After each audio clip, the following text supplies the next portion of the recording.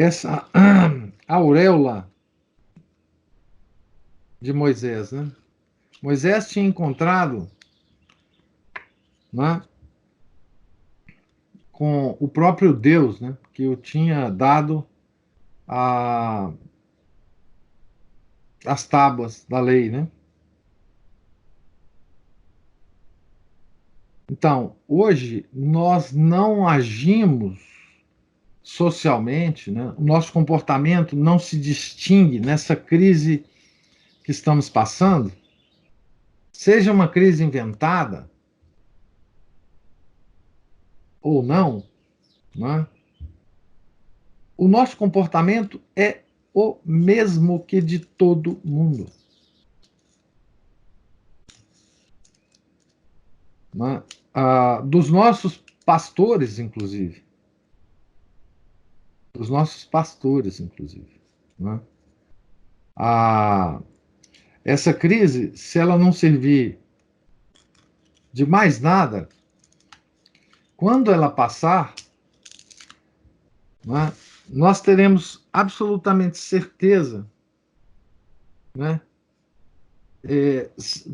sem entrar no detalhe de por que a igreja chegou a esse ponto, né, nós teremos a certeza absoluta, né, de que a igreja abandonou, né, essa prática eucarística e litúrgica de que Nochutar fala aqui.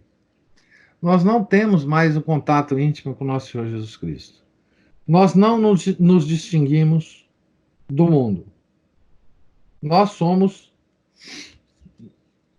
como todos os outros habitantes da Terra, uma manada indistinguível de todas as outras.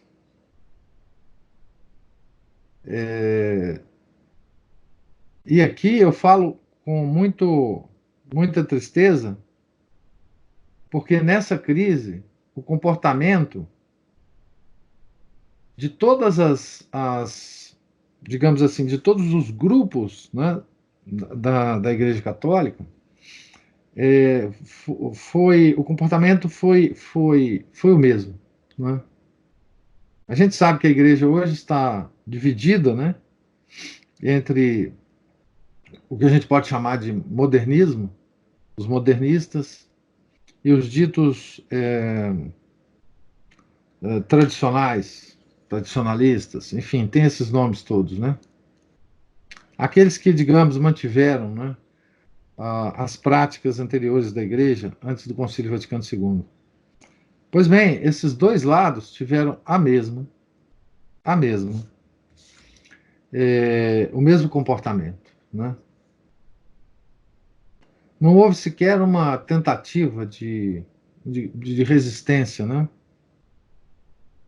Então,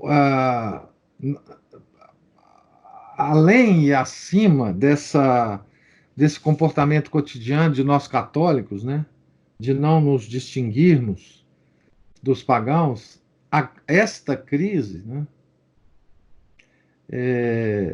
nos mostra isso com uma clareza, com uma evidência estarrecedora. Né?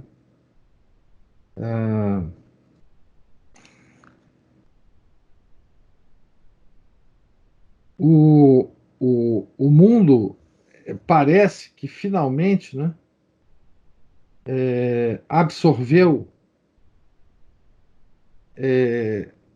a igreja. A igreja foi invadida pelo mundo e os critérios do mundo parece que estão prevalecendo sobre a igreja. Né? Falo isso com muita tristeza, muita. Enfim, mas as ovelhas foram deixadas de lado pelos pastores. Né? Então, isso dá uma dimensão diferente de tudo que a gente já discutiu sobre crise da igreja. Eu acho que essa crise está nos mostrando algo que não era visto, que não era percebido por nenhum estudioso, por nenhum historiador da igreja até então, né? Eu digo historiadores modernos, né?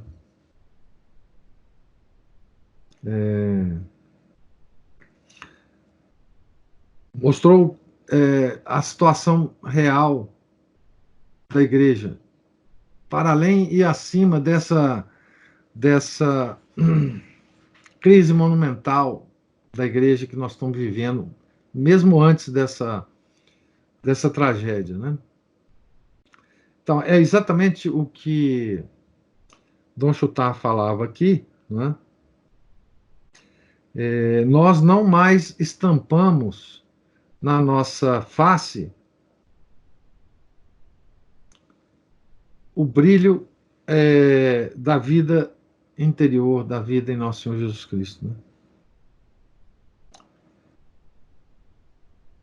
Apóstolos que lamentamos os maus êxitos das nossas obras e que, sem embargo, sabíamos bem que o homem não é, em última análise, ordinariamente movido, senão pelo desejo de ser feliz, perguntemos a nós mesmos se os homens entreviram em nós essa irradiação da felicidade eterna e infinita de Deus, que havíamos de receber pela união com aquele que, embora oculto no sacrário, é, sem embargo, a alegria da corte celeste.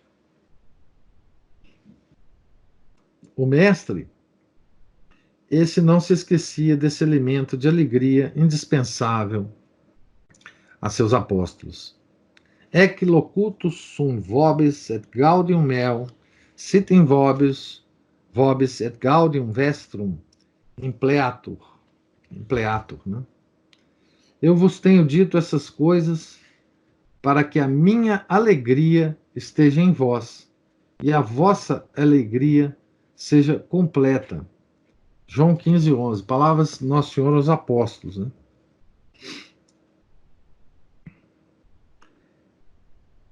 Disse ele logo depois da ceia, para recordar até que ponto a Eucaristia há de ser a fonte de todas as grandes alegrias deste mundo. Ministros do Senhor, para quem foi mudo o sacrário, fria a pedra de Ara, memorial respeitado, mas quase inerte, a Santa Hóstia, nós temos deixado as almas nas suas vias más. E como teríamos podido fazê-las sair do lodo de seus prazeres proibidos? Nós não, no entanto, falamos-lhes das alegrias da religião e da boa consciência. Mas por que não soubemos estancar bastante a nossa sede nas águas vivas do Cordeiro? Mas não podemos do que balbuciar, falando dessas alegrias inefáveis, cujo desejo teria quebrado as cadeias da tríplice concupiscência, com muito maior eficácia que as nossas palavras terríveis sobre o inferno.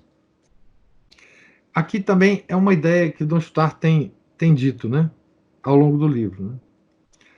As pregações sobre o inferno, elas são eficazes até certo ponto, né?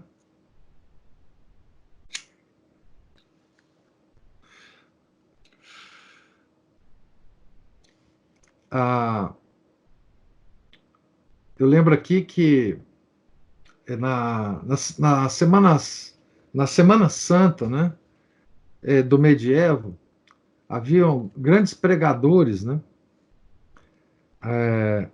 sobre as realidades últimas do homem, né, sobretudo do inferno, né. E essas pregações eram muito ouvidas e sentidas profundamente pelo povo medieval, né? Que vivia uma outra realidade, né? Mas o que ele está dizendo aqui, né, é que como todo homem tende a procurar a felicidade, né, essa alegria que Nosso Senhor nos promete através dos apóstolos, né, logo depois da instituição da Eucaristia, né, ele diz: Eu vos tenho dito essas coisas para que a minha alegria esteja em vós e a vossa alegria seja completa. A ideia do Dom Chutar aqui é que a pregação, não só a pregação, mas a participação do operário apostólico nesta alegria, ela é mais eficaz, não é? Do que nossas palavras terríveis sobre o inferno. E essa é muito curiosa, essa ideia de Dom Chutar, porque ele tem insistido ao longo do livro sobre isso.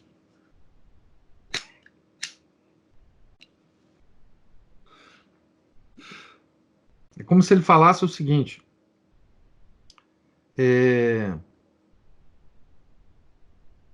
transmitir essa alegria que está associada à vida eucarística,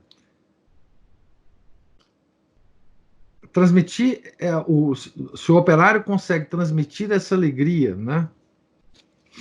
Porque ele mesmo tem esta alegria por meio de sua vida interior, é muito mais eficaz porque o ser humano responde muito mais por causa dessa tendência natural às coisas boas, aos bens que o ser humano tem, do que ele responde às pregações sobre as penas últimas do homem, né? Inferno, principalmente, né?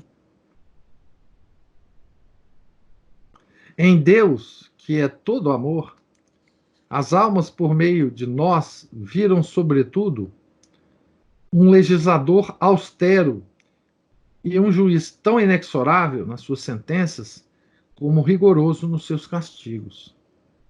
Os nossos lábios não souberam falar a linguagem do coração daquele que ama os homens, porque os nossos entretenimentos com esse coração eram tão raros como pouco íntimos.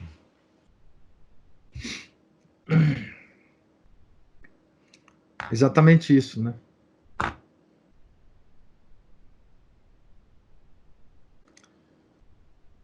Como eu disse para vocês, né, coração significa vontade, né? E, e coração também é a sede do amor, né? Nós representamos o Sacratíssimo Coração de Nosso Senhor Jesus Cristo, né? Como a sede do amor, né? Dele para conosco, né? Suas criaturas. E exatamente aqui, a sede do amor é o coração mesmo, né? Porque o amor tem a ver com a vontade e não com a emoção, né? Então, vocês vejam que é muito coerente que as escrituras falem do coração, né, como sede da vontade, e que o símbolo do amor de nosso Senhor Jesus Cristo por nós é exatamente o seu coração. Tá certo? O que a modernidade fez foi confundir amar com gostar. E aí, o coração para nós hoje é a sede das emoções, do sentimentalismo. Tá certo? Mas isso nunca foi a ideia da igreja. Por mais que pastores nossos digam que sim, né? Porque também estão enganados, né? Coração é a sede da vontade, né? Por isso que o mandamento é amar a Deus de todo o coração, né?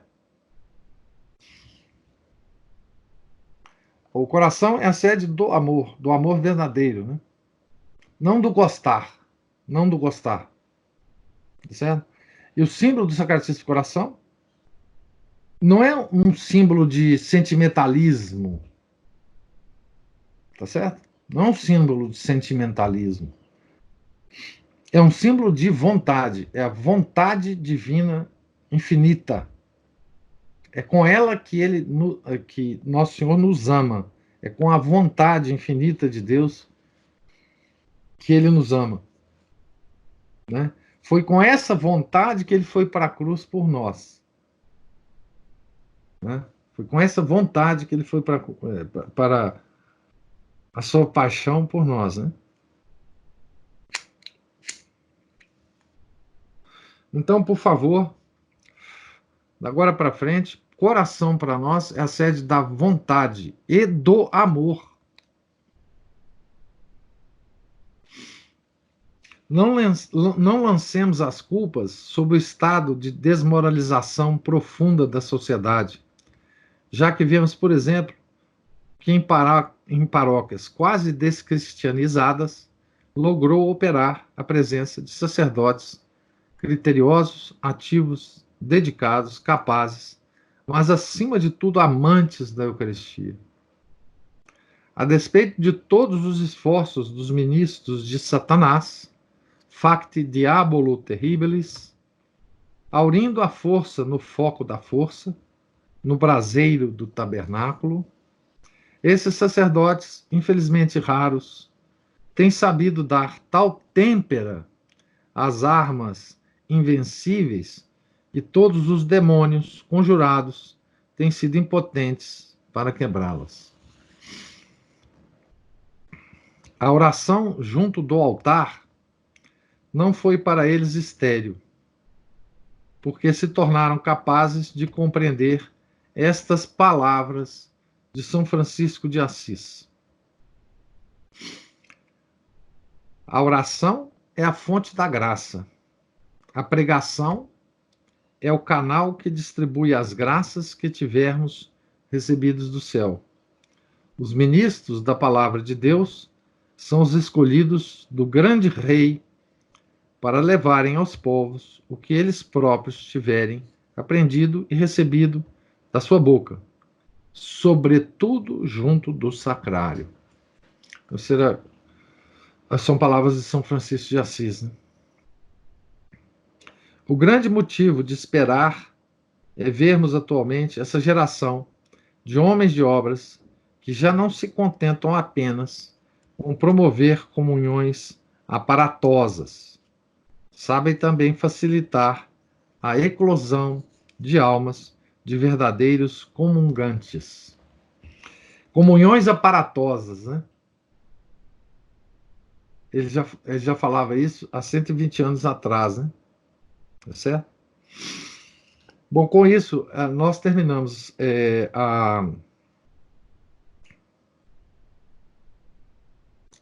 a quarta parte desse livro, né?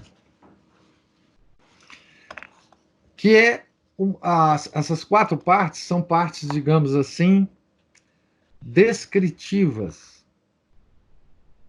da situação de muitos operários apostólicos sem vida interior. Ele nos descreve isso das mais diversas formas, né? Como esse trabalho não tem sucesso do ponto de vista de Nosso Senhor Jesus Cristo. Às vezes, esses trabalhos têm muito sucesso mundano, né? Esse é até uma característica que engana, né? O próprio operário apostólico. Vimos aqui nessas quatro partes, né? O que pode acontecer, né, com a alma de um operário apostólico sem vida interior, né? Uma descrição terrível que ele faz desse homem de boa vontade que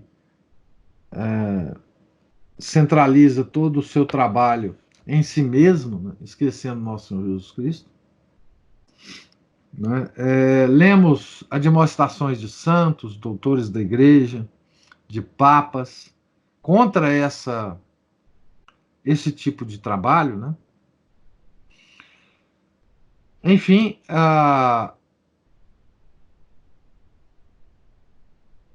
vimos também a ênfase, né, que Dom Chutar coloca, né, na vida interior, mas na quinta parte ele vai nos mostrar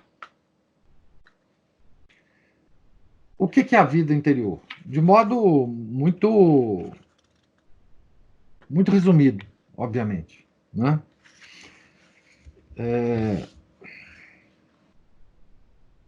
E aqui nós entramos numa num assunto que é tratado na igreja pela teologia ascética e mística. Tá certo?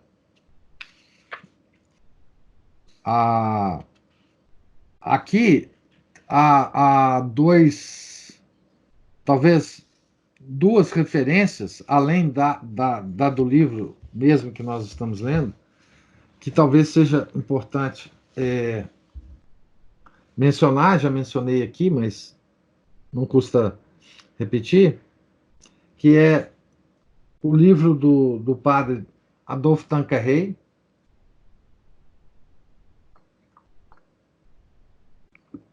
Compêndio de Teologia Ascética e Mística, e o livro do padre Cartucho, né, monge Cartucho, padre François Polian. Um livro que foi recentemente traduzido e publicado pela Cultor de Livros, chamado A Vida Interior, simplificada e... Deixa eu pegar ele aqui.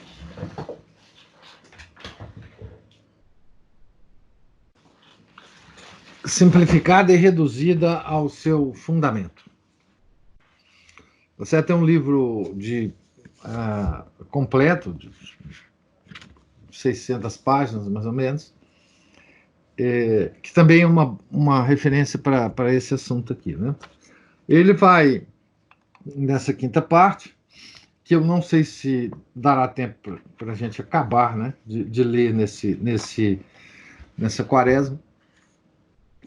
Ele vai, a quinta parte é intitulada Alguns Princípios e Avisos para a Vida Interior. E na primeira parte, dessa quinta parte, ele fala sobre alguns conselhos aos homens de obras para a vida interior. Então, como eu estava dizendo para vocês, no nosso encontro anterior, de novo aqui nós vamos perceber que nós não sabemos, nós católicos atuais, né, não sabemos nada sobre vida interior. Às vezes temos vislumbres, às vezes, né, mas a nossa ignorância é absolutamente absurda em relação a essa ascese, essa mística, né, católica. Nós talvez saibamos mais sobre a mística budista do que hoje em dia, nós católicos, estou dizendo, né, do que da mística católica. Então, comecemos aqui a leitura dessa parte. Decidir o amável leitor a admitir como indubitável a tese, lembrada nesse volume, a alma de todo apostolado é a vida interior, já seria algum resultado, mas insuficiente na prática. Então, ele está dizendo o seguinte: nas partes anteriores, ele procurou nos convencer ao leitor, né, da tese qualquer tese que ele quer que nós nos convencemos dela, né? A alma de todo apostolado é a vida interior. Então, se nós, após termos lido tudo isso, nós estamos convencidos disso, diz Dom Chutar, que isso já seria um resultado, mas insuficiente na prática. O verdadeiro fim desse volume é determinar a alma a dizer: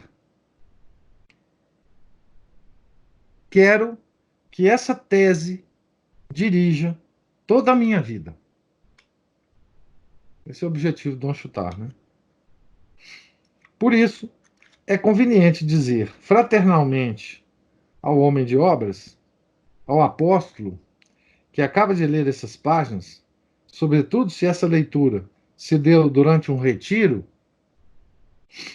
sua aprovação da tese há de permanecer quase estéril se não vier acompanhada de resoluções precisas a fim de intensificar a vida interior.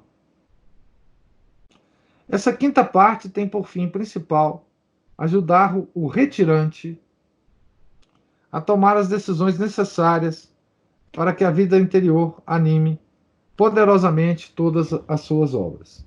Daqui se vê, então, que esse livro provavelmente foi usado pelo próprio Dom Chutar, né, e por outros como material de retiro.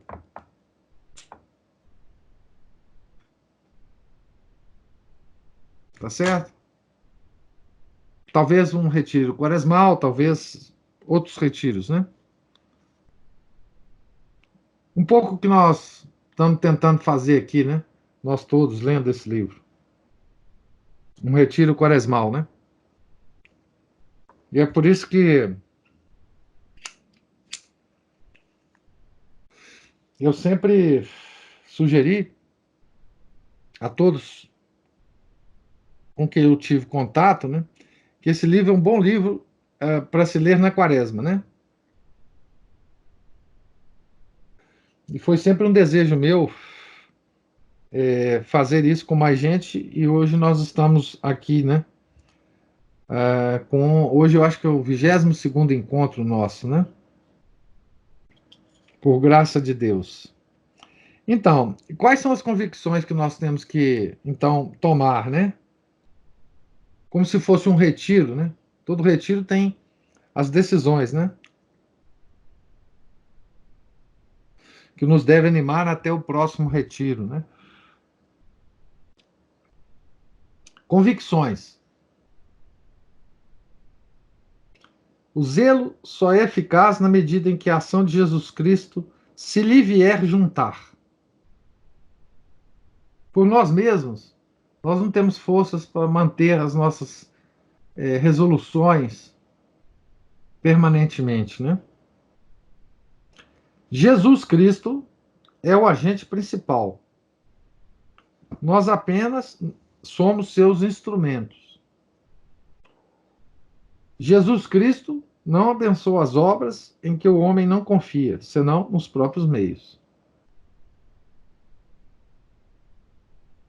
Então, se a gente confiar apenas nos nossos próprios meios, nós podemos ter certeza que Jesus não vai abençoar a nossa obra. Jesus não abençoa as obras mantidas unicamente pela atividade natural, ou seja, a atividade que conta só com a natureza dos homens, né? A retórica do apóstolo, do operário apostólico, a simpatia, né, do operário apostólico, enfim, essas coisas que são naturais, né? A cultura do operário apostólico, poxa vida, como que ele sabe muitas coisas, né? Jesus Cristo não abençoa as obras em que o amor próprio trabalha em lugar do amor divino.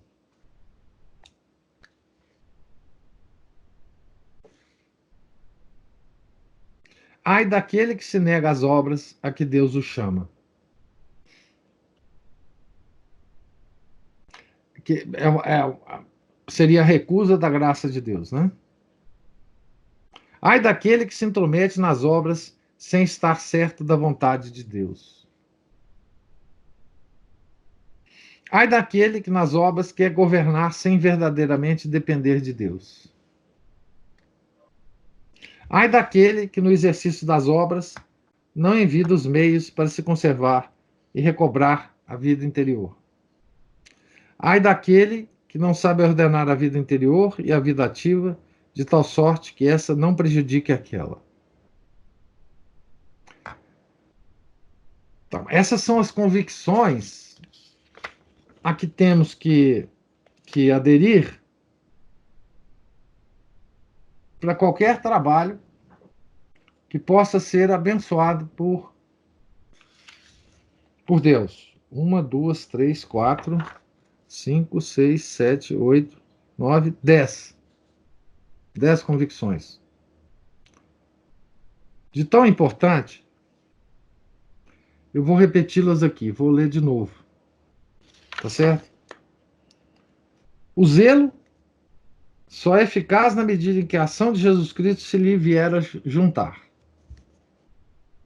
Jesus Cristo é o agente principal. Nós somos apenas seus instrumentos. É a segunda. Terceira, Jesus Cristo não abençoa as obras em que o homem não confia senão nos próprios meios. Jesus Cristo não abençoa as obras mantidas unicamente pela atividade natural. Jesus Cristo não abençoa as obras em que o amor próprio trabalha em lugar do amor divino. Ai daquele que se nega às obras a que Deus o chama. Então, nós não podemos nos negar às obras. Né? Não podemos. Nos vários níveis que a gente já comentou aqui. Né? Os pais de família, com relação aos filhos, por exemplo. Né? Talvez no mais nuclear, a obra mais nuclear que nós fazemos é justamente com os nossos filhos. Né? Ai daquele que se nega às obras de Deus, a que Deus o chama, né? Ai daquele que se intromete nas obras sem estar certo da vontade de Deus. Ai daquele que nas obras quer governar sem verdadeiramente depender de Deus. Ai daquele que no exercício das obras não envida os meios para se conservar ou recobrar a vida interior. Ai daquele que não sabe ordenar a vida interior e a vida ativa de tal sorte que esta não prejudique aquela. O Tiago fala aqui que essa última foi um tapa. A última. Ai daquele que não sabe ordenar a vida interior e a vida ativa, de tal sorte que esta vida ativa não prejudique aquela vida interior. Então, porque muitos de nós, Maria Cristina está concordando, muitos de nós temos como desculpa a vida ativa para não ter a vida interior. É a mais comum. Né? Então, ai daquele que não sabe ordenar a vida interior e a vida ativa de tal sorte que essa não prejudique aquela. Então, nós somos chamados por Deus para fazer um trabalho de operário apostólico. Todos nós, em todos os níveis. Né? Ai daquele que se nega.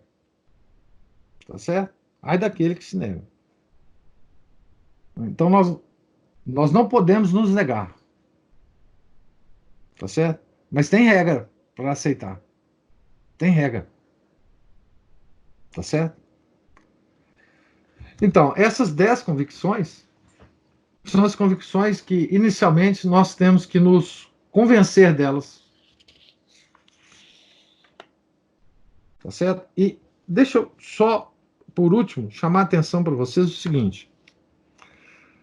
Na penúltima convicção, diz aqui, ai daquele que no exercício das obras não evita os meios para se conservar ou recobrar a vida interior. Então, Deus só nos pede esforço para. Deus não nos pede sucesso. Então, aqui, nós temos que envidar esforços para se conservar ou recobrar na vida interior. Ou recobrar a vida interior. Nós não somos cobrados por Nosso Senhor de termos uma vida interior absolutamente elevada. Ele só cobra que a gente envide esforços para tê-la. Evitar esforço significa despender energia, ter disciplina, enfim, tudo que ele vai falar daqui para frente. Nós vamos ver princípios, depois avisos práticos, e depois nós vamos entrar em vários assuntos pertinentes à vida interior. O primeiro deles, nós já discutimos aqui que nós, se não me engano, Samuel menciona a respeito da meditação, né? Que é o elemento indispensável da vida interior. Ele vai, então, falar sobre meditação, como se fazer a meditação, enfim, e todo o resto, tá certo? Então, vamos terminar por aqui. Se vocês tiverem alguma observação a fazer, podem fazê-la agora. E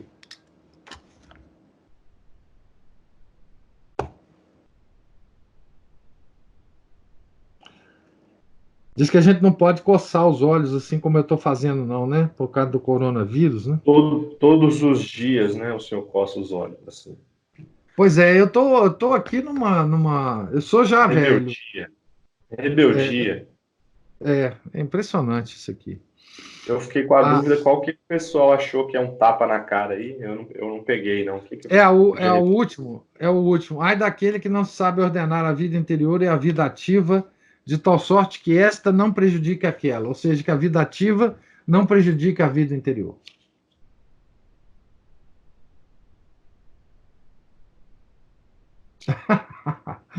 Maria Cristina tá falando aqui sobre coçar os olhos. É porque velho tem os olhos lacrimejantes, Maria Cristina. Então, às vezes, a gente tem que fazer isso. Bom, então vamos terminar por aqui. Vocês tenham todos um santo dia e amanhã nós nos encontraremos aqui de novo. Em nome do Pai, do Filho e do Espírito Santo. Amém. Ave Maria, cheia de graça, o Senhor é convosco. Bendita sois vós entre as mulheres e bendito é o fruto do vosso ventre, Jesus. Santa Maria, Mãe de Deus, rogai por nós, os pecadores, agora e na hora de nossa morte. Amém. São Felipe Neri, rogai por nós. Nossa Senhora de Fátima, rogai por nós. Em nome do Pai, do Filho e do Espírito Santo. Amém.